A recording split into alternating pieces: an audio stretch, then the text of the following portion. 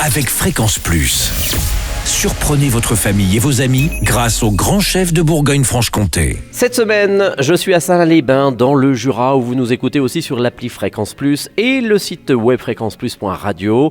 Toujours en compagnie du chef Emmanuel Bouclan dans ses très belles cuisines du Grand Hôtel des Bains à Salins. Bonjour chef. Bonjour Charlie. Alors nous partons pour ce nouvel épisode sur un œuf poché, crème de pommes de terre, sauce vin jaune, très régional ce vin jaune. D'ailleurs c'est la percée dans quelques jours à Voiteur.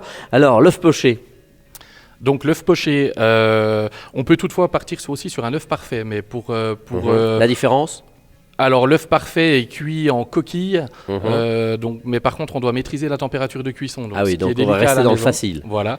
Donc l'œuf parfait lui est cuit dans une eau presque à ébullition avec un petit peu de vinaigre, sans la coquille. Donc on fait bouillir de l'eau. Une fois qu'elle bout, on baisse le feu, on attend qu'elle arrête de bouillir.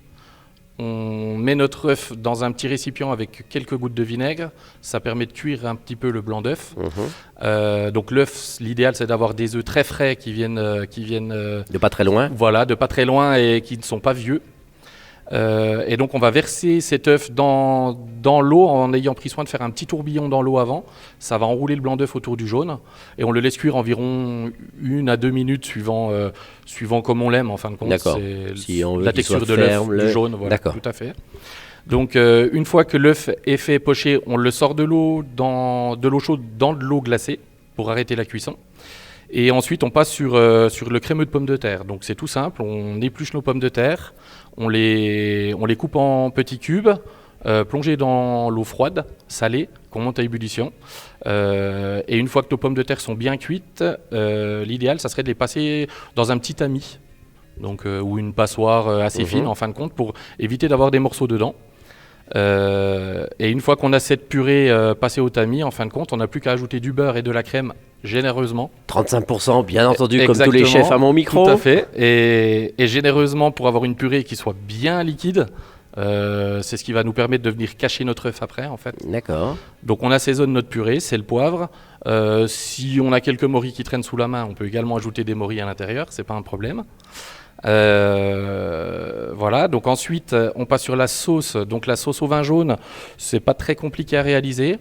Donc pour ce faire, on épluche une échalote, hacher une échalote. Cette échalote, on la fait suer au beurre, sans coloration.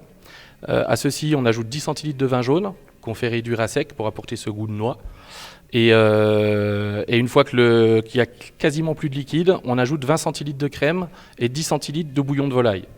Donc bouillon cube ou bouillon fait maison, aucun problème sur les deux.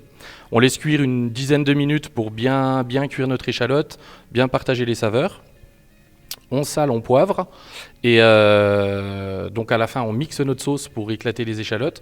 On peut les garder dans la sauce ou les passer dans un chinois. Et ensuite on rectifie notre vin jaune, donc on en rajoute si on en veut plus ou voilà, on apporte les saveurs. Merci chef. On se retrouve pour un prochain épisode avec notamment du homard breton en risotto. Et d'ici là, chouchoutez vos papilles. Chaque semaine, découvrez les meilleures recettes des grands chefs de Bourgogne-Franche-Comté. Du lundi au vendredi, à 5h30, 11h30 et 19h30, chouchoutez vos papilles. Fréquence Plus.